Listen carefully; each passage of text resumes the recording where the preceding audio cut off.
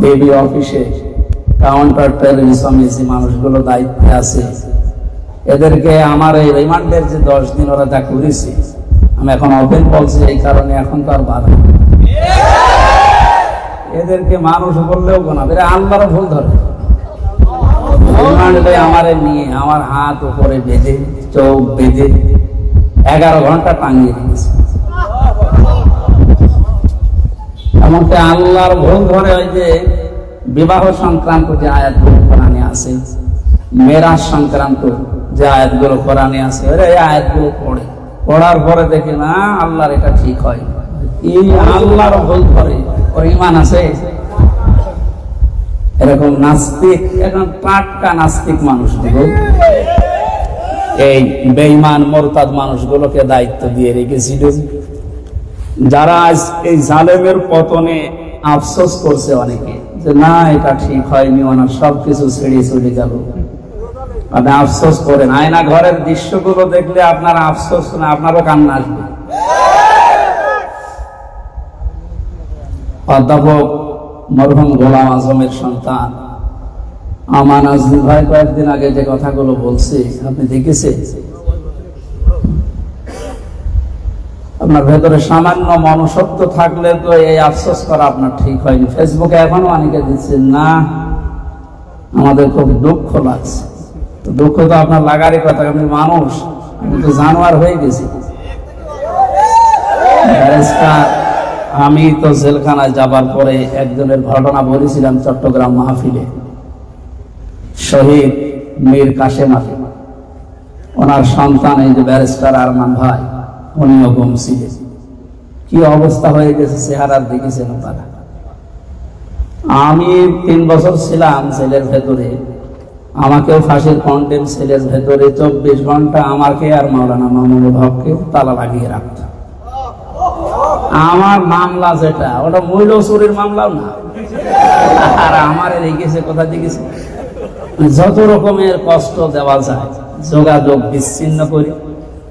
অন্যান্য বন্দী যারা ফাঁসির আসামি যারা, তারা 7 দিন পরে পরিবারের সাথে 1 দিন 10 মিনিট কথা বলে মোবাইল, আর আমারে একেবারে, আমার আর মামুনুল হককে আরো আলেম যারা হেফাজত ইসলামের ছিল এদেরকে কোনো যোগাযোগ নেই। বাড়ি থেকে কেউ আসলে 10টা 12টা গোয়েন্দা বিভাগ যারা আছে তাদের অনুমতি নিয়ে ওনারা যদি মনে করে তারপরে 5-7 মিনিট 10 মিনিট কথা বলতে দেয়, তাও 3-4 জন ওইদিকে এইদিকে দাঁড়িয়ে থাকে, কি বলছে কথা বলা যায়। ওই 1 বছর 1.5 বছর পরে বাড়ি থেকে একজন আসতো, অত দূর থেকে আসা যায়। আমার বাড়ি কুষ্টিয়া, থাকতাম গাজীপুরের কাশিমপুর হাই সিকিউরিটি জেলে। সোফার জেলার বেশিরভাগ আমার ওই সময় যারা পাল্টিয়েছে সব হিন্দু। ও তো আল্লাহ রসুল বোঝে না, আর আলেম জালেম বোঝে না, ওরে যা উপর থেকে বলে ও তাই আসে। এই জন্য খুব কঠিন অবস্থায় রেখেছি। আমি এটা রেকর্ড হচ্ছে না, কালকে ছড়িয়ে দেবেন। আহ্বান জানাচ্ছি যারা দায়িত্বে এসেছেন বাংলাদেশে, এখন আমি এখানে আছি, এখনো পর্যন্ত এই 3-4 দিন তো কোনো কথা বলি না, অথচ কারা ফেসবুকে ইউটিউবে ছড়াচ্ছে যে উনি এই যে সরকার এসেছে তাদেরকে ঘৃণা করেন, দেখতে পারেন। এই জন্য সত্য কথাটা ছড়াবেন। যারা দায়িত্বে এসেছেন অবশ্যই ওয়েলকাম জানাচ্ছি তাদেরকে। আর যে মানুষগুলো এই গোয়েন্দা বিভাগের বিভিন্ন দায়িত্বে যারা আছে, বিশেষ করে আয়না ঘরের সাথে আর এই ডিবি অফিসে কাউন্টার টেররিজমে যারা দায়িত্বে ছিল, এই মানুষগুলোর কোনো মাপ নেই। আমি নাম ধরে বলছি, বিশেষ করে কাউন্টার টেররিজমের প্রধান ছিল আসাদুজ্জামান। এটা মানুষ নামে একটা শয়তান, আমাকে আঘাত করার জন্য খালি বারবার আদেশ দিচ্ছিল রিমান্ডে। এরপরে এএসপি আতিকুর রহমান, এএসপি শেখ ইমরান হুসাইন, এরকম যে মানুষগুলো ছিল কাউন্টার টেররিজমে, এদের দায়িত্বে এই 7 তলায় বহু মানুষ গুম ছিল ওই সময়। চোখ বেঁধে আমার নিয়ে যেত, আমি আওয়াজ শুনতাম। কেউ 5 মাস 7 মাস 2 বছর 5 বছর ধরে, ও জানেই না যে পৃথিবী বলতে কিছু আছে। আমার মাটির নিচের ঘরে আমাকে নিয়ে যেত, মাঝে মাঝে টাঙিয়ে রাখতো। সুতরাং এদেরকে অনেকে বলছে যে না মাফ করে দাও। কিসের মাপ? আপনি ওই অবস্থায় পড়লে আপনারও মাপ, এই শব্দ বের হতো না। নবীজি মক্কা বিজয় করার পরে ওই যে 11 জন না কয়জন ভাই, 14 জনের ব্যাপারে বলেছিলেন যে এদের কোনো ক্ষমা নেই, কাবা শরীফের গিলাফ ধরে থাকলেও এদেরকে মেরে ফেলা লাগবে। সুতরাং এই বাংলাদেশে, আমাদের দেশে এই 15-17 বছর যারা জুলুমের স্টোন রোলার চালিয়েছে, যাদের মাধ্যমে ওই সময় যদি 14 জন হয়, আমার মনে হয় এই 1400 বছর পরে 28 জন হয়ে গেছে। এদের কোনো ক্ষমা নেই, এদেরকে বিচারের আওতায় আনাই লাগবে এবং যা করেছে তার পাই টু পাই হিসাব নেওয়া লাগবে। শাহাদাতের সর্বোচ্চ মাকাম মর্যাদা আবার ওদের জন্য কামনা করে আজকের তেলাওয়াতকৃত আয়াত থেকে আমরা আলোচনা আরম্ভ করব ইনশাআল্লাহ। ওমা তাওফীক ইল্লা বিল্লাহ। আমি প্রথমে বললাম না, আপনারা মূল কথা শুনে ফেলেছেন, কারণ আমার আগে যিনি কথা বলছিলেন শ্রদ্ধাভাজন আমার উস্তাদ, আমি মনে করি বাংলাদেশে যে আলেমগুলোকে, তাদের ভেতরে মাওলানা সাহেব জামাল উদ্দিন উনি একজন তাত্ত্বিক কথা বলেন, গবেষণামূলক কথা বলেন। আল্লাহ তাকে আবারও দোয়া করছে হায়াতে তজ্জিবা, সিহাতে কুল্লিয়া, ইলম এবং আমলে যেন বরকত দান করে। কোরআনে কারীম থেকে কথা শোনার আগে বিশ্বনবী মুহাম্মদ রাসূলুল্লাহর একটা হাদিস পড়েছিলাম, কয়েক মিনিটে হাদিসের মূল শিক্ষাটা বলতে চাই। বিশ্বনবী জানিয়েছেন, মান ক্বারাল কুরআনা ফাস্তাযহারাহু, যে ব্যক্তি কোরআন পড়ে এবং কোরআনকে ইজহার করার জন্য চেষ্টা করে। আমি হাদিস পড়তে গিয়ে দিয়েছি ইজহার শব্দের শাব্দিক অর্থ আমরা মনে করি ইজহার মানে প্রকাশ করা, ইজহার মানে স্পষ্ট করা। ওই যে নুন সাকিন এবং তানবিনের যে 4টা কায়দা আছে তার ভেতরে ইজহার আছে না? এজহার শব্দের আধুনিক অর্থ হচ্ছে এজহার মানে দাঁড় করানো, প্রতিষ্ঠা করা, কায়েম করা। সুতরাং কোরআনে কারীম যে পড়ে এবং কোরআনকে দাঁড় করানোর জন্য চেষ্টা চালায়, কোরআনকে প্রতিষ্ঠা করার জন্য, বিজয়ী করার জন্য যারা চেষ্টা চালায়, ফাহাল্লা হালালাহু ওয়া হারামা হারামাহু, এর হালালকে হালাল এবং হারামকে যারা হারাম জানে। দেখেন এর মাঝখানে 2টা ফাঁস, কিন্তু খেয়াল করে কোরআন পড়ার কথা বলার পরে আল্লাহ বললেন যে ব্যক্তি কোরআন পড়ে এবং কোরআনকে বিজয়ী করার জন্য চেষ্টা চালায়। বাংলাদেশে বহু আলেম, বাংলাদেশ সহ বিশ্বের বহু জায়গায় কোরআন জানা হাজারো মানুষ, হাজার লাখো লাখো মানুষ আজ কোরআন পড়ে, কিন্তু কোরআনকে বিজয়ী করার জন্য কোনো চিন্তা ভাবনা তাদের নেই। বলে হাদিসের প্রথম বাক্যের পরেই ফাস্তাযহারাহু শব্দটা আছে। কোরআন পড়ার পরে একে বিজয়ী করার জন্য আপনাকে চেষ্টা করা লাগবে। সুতরাং এটাকে যারা রাজনীতি মনে করে, দুনিয়ার কাজ মনে করে হেলায় খেলায় নষ্ট করছেন, আপনি কিন্তু ধরা পড়ে যাবেন, আপনি ধরা খাবেন আল্লাহর কাছে। এবং এই মানবতায় এই জনগণ যখন বুঝতে পারবে, তখন আপনাকে আলেম না দিয়ে আপনার নামের আগে পরে জালেম শব্দ লাগিয়ে দেবে। এই জন্য আহ্বান জানাচ্ছি, ফাস্তাযহারাহু শব্দটা নিয়ে আরো চিন্তা ভাবনা করে, আরো গবেষণা করে। এর আধুনিক অর্থই হচ্ছে কোরআনকে যারা বিজয়ী করার জন্য চেষ্টা চালায়। আর বাংলাদেশে আমার মনে হয় এই মুহূর্তে দলমত নির্বিশেষে সবাই এখন এই আওয়াজ তুলছে যে আমরা কোরআন শুধু পড়ে হবে না, কোরআনকে আমরা বিজয়ী করতে চাই। আল্লাহ যেন এই আশা মনের ভেতরে আমাদের যাদের আছে, এটা যেন বাস্তবে রূপ দেওয়ার তৌফিক দান করে। কোরআন বিজয় করার পরেই কোরআনের হালাল এবং হারামের কথা আছে হাদিসে। কারণ কোরআন যদি বিজয়ী না থাকে, এর হালালকে হালাল জানার পরে মানা যায় না, হারামকে হারাম জানার পরেও ছেড়ে দেওয়া যায় না, এমন জায়গা আছে। এই জন্য স্বাধীনতার পর থেকে পর্যন্ত বাংলাদেশে এই যে 50-52 বছর কেটে গেল, কোরআন যেহেতু বিজয়ী ছিল না, এই জন্য আমরা অনেক হালালকে হালাল জানার পরও মানতে পারি না। কথা বুঝতেছে? হারামকে হারাম জানার পরও আমরা ছেড়ে দিতে পারি না। সব জায়গায় ঘুষ আর ঘুষ ছিল না, ঘুষকে আমরা হাদিয়া বানিয়ে ফেলেছিলাম। আমারে ধরার পরে আমার বাবারে এই যে কাউন্টার টেররিজম যারা, এই মানুষ নামে জানোয়ার গুলো, ওরা নিজেরাও বলছিল রিমান্ডে নিয়ে যে আপনার কোনো দোষ নেই, আমরা জানি। অথচ আমার বাবাকে বলেছে 10 লাখ টাকা না দিলে 50টা মামলা দেওয়া হবে। আর আব্বা জিজ্ঞেস করেছে মামলা তো একটাও নেই, মামলা আমরা সব বানাবো। কোন দেশে বসবাস করতাম, আর জালেম চলে যাওয়ার পরে এখন যারা আফসোস করছে, এগুলো টাটকা জালেম।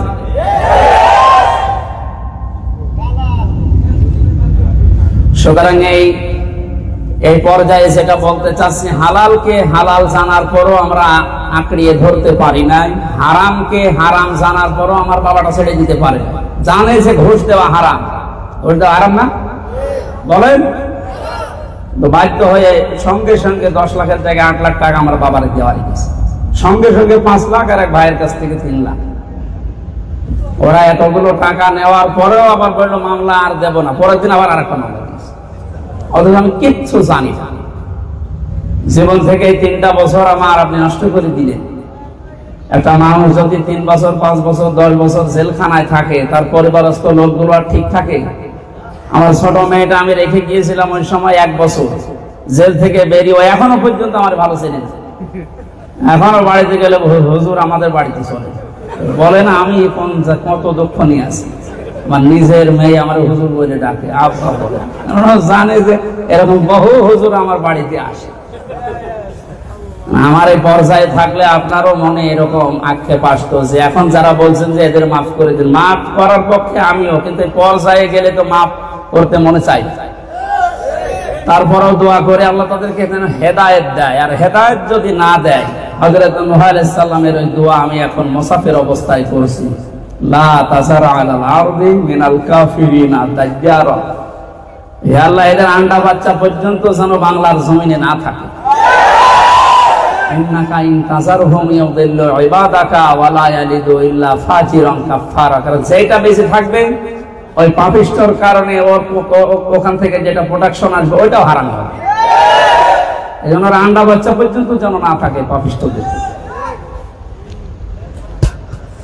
সম্মানিত প্রবাসী ভাইরা, আমরা কোরআনে কারীমকে ইজহার করতে চাই, বিজয় করতে চাই বাংলাদেশে। এই কারণে আমরা হালালকে হালাল জেনে যেন মানতে পারি, হারামকে হারাম জেনে যেন মানতে পারি। নবীজি বলেন আদখালাহুল্লাহুল জান্নাহ, আল্লাহ তাকে যেন জান্নাতে দিয়ে দিয়েছে। এখানে যারা আলেম আছেন জিজ্ঞাসা করেন তো এই শব্দটা অতীতের শব্দ, আদখালাহুল্লাহুল জান্নাহ, আদখালা ইয়াদখিল, এটা মাঝের সিগা। নবীজি বললেন আল্লাহ তাকে যেন জান্নাতে দিয়ে দিয়েছে, না জান্নাতে দেবে? আমি তো এখনো ইন্তেকাল করি নাই, মরি নাই, জান্নাতে গেলাম কি করি?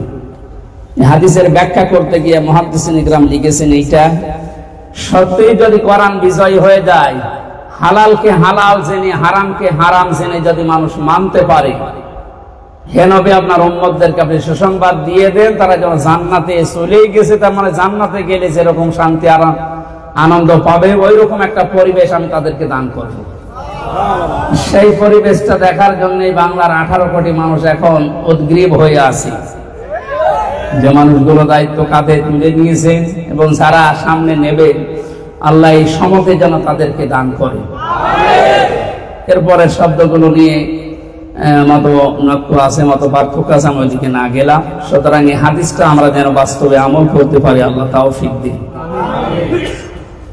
আমরা আজকে আলোচনার জন্য বসেছি সূরা মারিজের 44 নম্বর আয়াত, একটা মাত্র ছোট্ট আয়াত পড়েছি। আল্লাহ রাব্বুল আলামিন এই আয়াত থেকে কিছু কথা বলার তৌফিক কামনা করছি। আল্লাহ পাক বলেন, ইন্নাল ইনসানা খুলিকা হালুআ ইযা মাসসাহু শাররু জাযুআ ওয়া ইযা মাসসাহুল খায়রু মানুআ ইল্লাল মুসাল্লিন। অবশ্যই আমি আল্লাহ মানুষকে বানিয়েছি, মানুষের স্বভাবই হচ্ছে এরা সব সময় ব্যস্ত, সব সময় অস্থির। মানুষের জীবন সব সময় অস্থিরতা দিয়ে পরিপূর্ণ। এটা মানুষের প্রাকৃতিক একটা অভ্যাস, মানুষকে বানানোই হয়েছে এইভাবে। ইযা মাসসাহু শাররু জাযুআ, যখন তাদেরকে কোনো অকল্যাণ স্পর্শ করে তখন তারা হায় হতাশ করে। ওয়া ইযা মাসসাহুল খায়রু মানুআ, কোনো কল্যাণ যখন স্পর্শ করে তাদেরকে, এই মানুষগুলো কৃপণ হয়ে যায়। মানুষের কিছু গুণাগুণ আল্লাহ বর্ণনা করছিলেন এই আয়াতগুলোতে। হঠাৎ আলোচনার ধরন পাল্টিয়ে ফেলেছে। আল্লাহ পাক এবার বলেন ইল্লাল মুসাল্লিন। এই যে গুণগুলো বললাম, মানুষ অস্থির, মানুষ ভালো কিছু পেলে কৃপণ হয়ে যায়, খারাপ কিছু স্পর্শ করলে মানুষ হায় হতাশ করে, হতাশা ঘিরে ধরে তাকে। এই গুণগুলো সবার ভেতরে আছে, কিন্তু মুসাল্লিদের ভেতরে এই গুণ নেই। কাদের ভেতরে? বলেন বলেন। যারা মুসাল্লি, যারা নামাজ পড়ে, এই মানুষগুলোর ভেতরে এই গুণগুলো পাওয়া যাবে না। এটা যে পাওয়া যায় না তার বাস্তব প্রমাণ আমি জেলখানায় জামাতের বর্তমান যিনি আমির আছে ডাক্তার শফিকুর রহমানের ভেতরে নিজে দেখেছিলাম, তার সাথে ছিলাম সেই কয়েকদিন। মানুষের ভেতরে ইল্লাল মুসাল্লিন, আল্লাহ বললেন মুসাল্লি যারা তাদের ভেতরে এইগুলো থাকবে না। আসলেই ছিল, নামাজ তাকে এই জায়গায় পৌঁছিয়ে দিয়েছে। কঠিন পরিস্থিতি চলছে ওই সময়, 24 ঘন্টা আমাদের ভেতরে নজরদারি, যোগাযোগ বিচ্ছিন্ন। আমি তো শুধু একা পরিবারে, আর তো আমার পরিবারে কেউ ওই সময় ছেলে নেই, অথচ ওনার ছেলে জেলখানার পাশের রুমে বিল্ডিং, ওনার স্ত্রী আছে অসুস্থ, উনি ছেলে, হাজার হাজার ওনার অনুসারী নেতা কর্মী যারা সব পালিয়ে বেড়াচ্ছে জেলখানায়, অথচ ভেতরে এই 4 দিন ওনার সাথে থেকে আমি দেখেছি কোনো হতাশা কাজ নেই।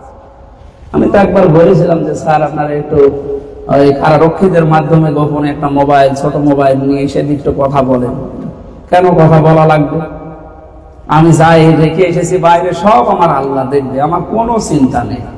এই কথা বলা ওই জায়গায় দাঁড়িয়ে কত কঠিন বা কত ভয়ঙ্কর কথা ওই সময় উনি শুনিয়েছিলেন। এই যে শাহেখ জামাল উদ্দিন ভাই আলোচনার দ্বিতীয় পয়েন্টে একটা আয়াত পড়েছিলেন, ইন্নাল্লাযীনা ক্বালু রাব্বুনাল্লাহ। এর বাস্তব আসলে রিমান্ডে থাকলে, জেলখানায় থাকলে, আয়না ঘরে থাকলে বোঝা যায় আয়াত কি। যারা বলে অবশ্যই আমাদের রব আল্লাহ, এবং এর উপর যারা টিকে থাকতে পারে, তাতানাজ্জালু আলাইহিমুল মালায়েকা, তাদের উপরে আল্লাহর ফেরেশতা আল্লাহ নাজিল করে। ফেরেশতা যদি নাজিল না হবে তাদের উপরে, আর তাদেরকে যদি এই সুসংবাদ না শোনাবে যে আল্লাহ তাখাফু ওয়ালা তাহজানু, কোনো চিন্তা নেই, কোনো ভয় নেই।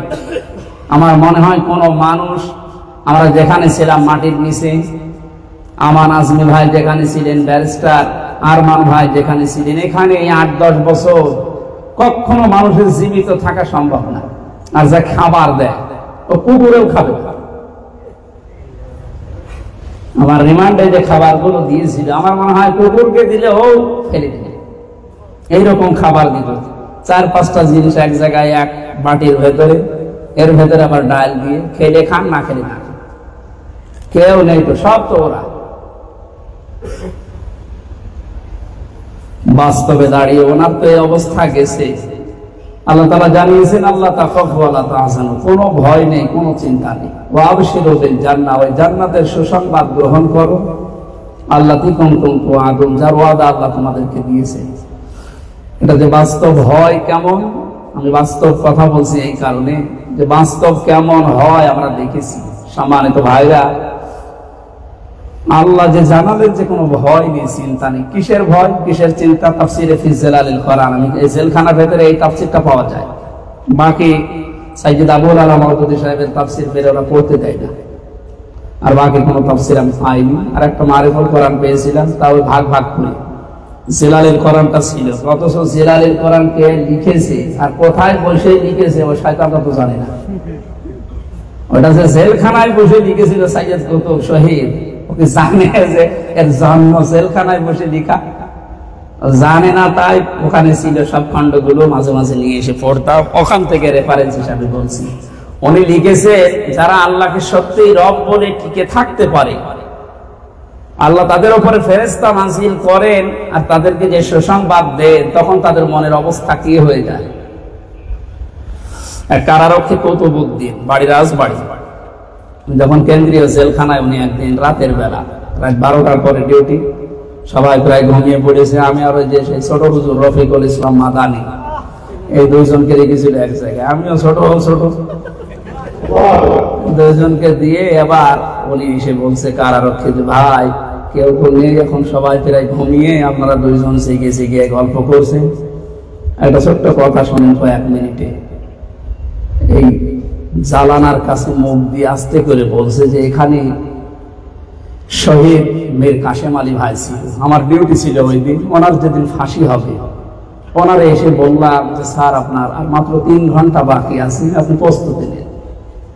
তো উনি আমারে বললো, কারারক্ষী ভাই এখনো তো সময় আছে, 10টা একে আমার ফাঁসি, এখন বাজে মাত্র 7টা, 3 ঘন্টা আছে, আমি 2 ঘন্টা ঘুমাই, আপনি আমারে ডেকে দেবেন 1 ঘন্টা আগে, আমি গোসল করে ওযু করে এশার নামাজ পড়ি, এরপরে আমার নিয়ে যাব। উনি বলছে যে দেখলাম ঠিক ঘুমিয়ে গেল। 2 ঘন্টা পরে ওনার ডাকলাম, ডাকার পরে উনি উঠলেন, গোসল করে ওযু করে নিজেই একটা বিস্কিট চা এগুলো বের করে আমার বলছে আপনি খান, আমার খেতে মন চাচ্ছে। শেষ পর্যন্ত বলছে 10টা যেই বেজে গেল, বলছে চলে। উনি কেটে ফিরেছেন ওই সময় আমারে বলছে হামজা হুজুর কি বলবো, আমার মনে মনে চিন্তা আসবে যে এই লোক ঘুমাইলো কি করে। আমি ওনার এই আয়াতটা শুনিয়েছিলাম যে শাহেদ জামাল ভাই যেটা পড়ছিলেন, তাতানাজ্জালু আলাইহিমুল মালায়েকা আল্লা তাখাফু ওয়া লা তাহজানু। সত্যি আল্লাহকে রব বলে যারা টিকে থাকতে পারে, ইস্তেকামাত পয়দা করতে পারে যে না আল্লাহ আমার রব, যত ঝড় ঝাপটা আসুক না কেন আমি এই কথার উপরে টিকে আছি, অবশ্যই আল্লাহ তাদের উপরে। তাতানাজ্জালু এটা মুজারি, বর্তমান ভবিষ্যৎ, প্রেজেন্ট ফিউচার। মালাকুন না দিল্লা মালাইকা বহু বচন দিয়েছে, এক দুইজন না, হাজার হাজার ফেরেশতা আল্লাহ তার জন্য নাজিল করে। ফেরেশতারা এসে গান শোনায় না, বলে যে আল্লাহ তাখাফু ওয়া লা তাহজানু, ভয় পাবেন না, কোনো চিন্তা নেই। সাইয়েদ কুতুব এইটা এখানে লিখেছেন, আর আমি কারারক্ষীকে এইটাই শুনিয়েছিলাম যে দেখেন উনি যে 2 ঘন্টা ঘুমিয়েছে আর আপনাকে বলল যে চলেন, আমি প্রস্তুত নিয়েছি। কেন জানেন? কারণ ফেরেশতারা নাজিল হয়ে ওনাকে শুনিয়েছে আপনার ছেলে ব্যারিস্টার আরমান গুম হয়ে আছে, তাতে কি? আপনি বাংলাদেশে যত মানুষের কর্মসংস্থান তৈরি করেছেন, বাংলাদেশে আর কেউ এত করে নাই। বিশ্বের ভেতরে আমার মনে হয়, আমার ভুল হবে না এটা বললেও, যদি 50 জন উদ্যোক্তা থাকে সারা বিশ্বে, তার ভেতরে শহীদ মীর কাসেম আলী একজন। লক্ষ লক্ষ মানুষের কর্মসংস্থান বানিয়েছে। আজকের সভাপতি জনাব আব্দুল সাত্তার ভাইয়ের মাধ্যমে প্রায় 600-700 মানুষ, 800-র উপরে মানুষ এখানে কর্মজীবন তৈরি করে তারা রুজি রুটির ব্যবস্থা করছে। যে মানুষগুলো মানুষের কর্মসংস্থান তৈরি করে দেয়, আল্লাহর দৃষ্টিতে এই মানুষগুলোর মর্যাদা সম্মান অনেক বেশি। উনি কোন পর্যায়ে ছিলেন যে 800 মানুষের করে, উনি তো 8 লক্ষ মানুষের করেছে। লক্ষ লক্ষ হাজার হাজার যুবকেরা এই যে কর্মসংস্থান তৈরি করে হালাল রুজির একটা ব্যবস্থা করতে পারছে কাজ করে। একদিকে আল কাসিম ও হাবিবুল্লাহ, তারা কাজ করে খায়, নবীজি জানিয়েছেন তারা আল্লাহর বন্ধু, তারা আল্লাহর বন্ধু বানানোর চেষ্টা চালিয়েছে। সৎ, যোগ্য এবং নির্ভরশীল নাগরিক বানানোর জন্য তিনি সারাটা জীবন চেষ্টা চালিয়েছিলেন। এই লোকটার মনের ভেতরে কোনো চিন্তা নেই, কোনো ভয় নেই। ছেলের চিন্তা আসার কথা ছিল, স্ত্রীর চিন্তা আসার কথা ছিল, অথচ যেমন তেমন ছেলে না, হামজার মতো ছেলে, ব্যারিস্টার ছেলে আরমান গুম হয়ে আছে, উনি জানিও না মারা গেছে না বেঁচে আছে। এই অবস্থায় উনি ঘুমিয়ে গেছে। অবশ্যই এই আল্লাহ তাখাফু ওয়া লা তাহজানু ফেরেশতা ওনাকে কানে কানে শুনিয়েছিল, আপনি ভয় পাবেন না, যা আপনি রেখে গেলেন দুনিয়া, এগুলোর সব দায়িত্ব আল্লাহ নিজে নিয়ে নিয়েছে।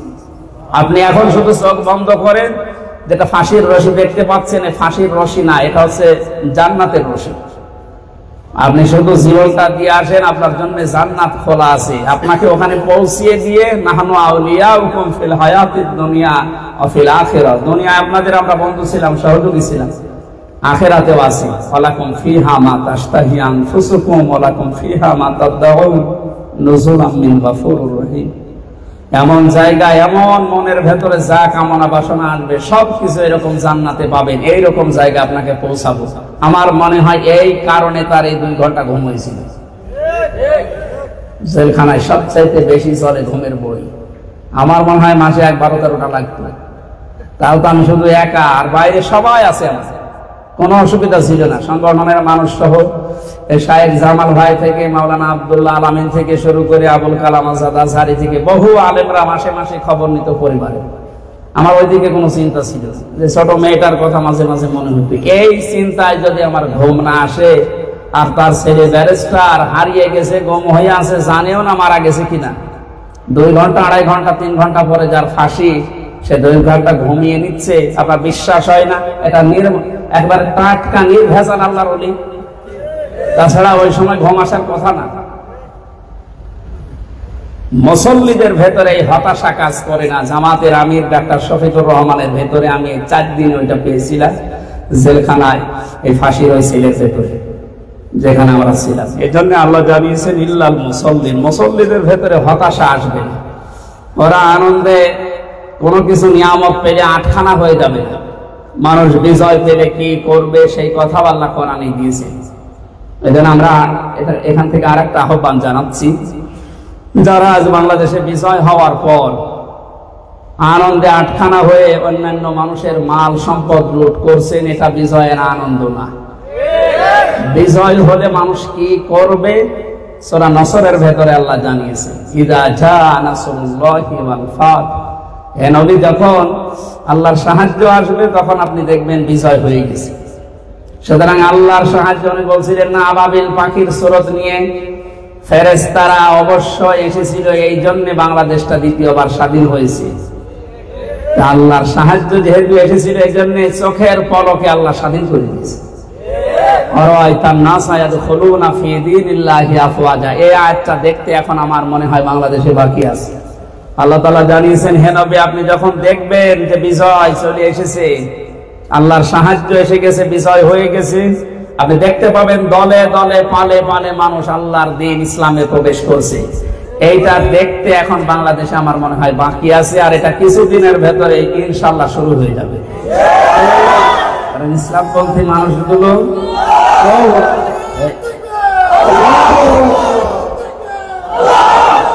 ইসলামপন্থী মানুষগুলো একামতে দিনের দায়িত্ব যারা পালন করে, মানুষগুলো যেভাবে মানবতার পাশে দাঁড়াচ্ছে, আর মানবতার মন ঘোরাতে আল্লাহর কি কয়েকদিন সময় লাগবে বলেন? জালেমের পতন ঘটাতে আল্লাহর কয়েক সেকেন্ড লেগেছিল মাত্র, এরপরও জালেম রাজি হচ্ছিল না। শুনলাম আল্লাহ ঘুরিয়ে দিয়েছে তার ছেলে তার বোনের মাধ্যমে। অবশ্যই মহান আল্লাহ এই একামতে দিনের কাজ যারা মন থেকে করছেন আমাদের দেশে, এদের এই অ্যাক্টিভিটিস যদি সত্যি আল্লাহর জন্য হয়ে থাকে, আর আমরা দেখতে পাচ্ছি আল্লাহর জন্যই হচ্ছে, আমরা এই অরায়তান নাস ইয়াদখুলুনা ফি দীনিল্লাহি আফওয়াজা, দলে দলে পালে পালে মানুষ ইসলামে প্রবেশ করবে, সবাই বলেন আমিন। তখন আমাদের কাজ কি হবে? ফাসাব্বিহ বিহামদি রাব্বিকা ওয়াস্তাগফির, আল্লাহর তাসবিহ আদায় করা এবং ইস্তিগফার করা। সুতরাং এই সময় লুটতরাজ যারা করছেন তারা থামে। এগুলোর ভেতরে যে জালেমদের পক্ষের লোক আছে এর প্রমাণ গতকালকে পেয়েছি আমরা। সেনাবাহিনী 200 কতজন অলরেডি সোনার ছেলেদের ধরেছে। সোনার ছেলে এই শব্দটা এখন বাংলাদেশে গালি হয়ে গেছে, এই শব্দ এখন আর নেই, ওই শব্দ এখন দোয়া হয়ে গেছে। কাউকে রাজাকার বললে তার বুক আরো বড় হয়। আর এই যে বিভিন্ন জায়গায় আগুন দিতে গিয়ে, বিভিন্ন জায়গায় লুটতরাজ করতে গিয়ে সেনাবাহিনীর হাতে 200-র উপরে তারা ঢাকা মোহাম্মদপুর না বসিলা কোন জায়গায় যেন উত্তরা ধরা পড়লে এখন কি জবাব দেবেন বলেন? সুতরাং ওরা এই কাজ চালিয়ে ইসলামপন্থী এবং বাংলাদেশে যারা স্বাধীনতা চেয়েছে, যারা গণতন্ত্র চেয়েছে, এই মানুষগুলোর উপরে কিন্তু দোষ চাপানোর চেষ্টা চালাবে, বহির্বিশ্বকে দেখাবে যে এগুলো করছে ইসলামপন্থীরা। এই জন্য আমাদের খুব সতর্কতার সহিত কাজ করা লাগবে। আল্লাহ আমাদেরকে তুমি ফাসাব্বিহ বিহামদি রাব্বিকা ওয়াস্তাগফির এই আয়াতটা এখন আমল করার তৌফিক দাও। আমি সবাইকে আহ্বান জানাচ্ছি, আপনারা খুব সতর্ক হয়ে চলবেন। বিজয় ওইভাবে উল্লাস করা যেভাবে দরকার আল্লাহর কোরআন অনুযায়ী ওইভাবে করার তৌফিক কামনা করছি।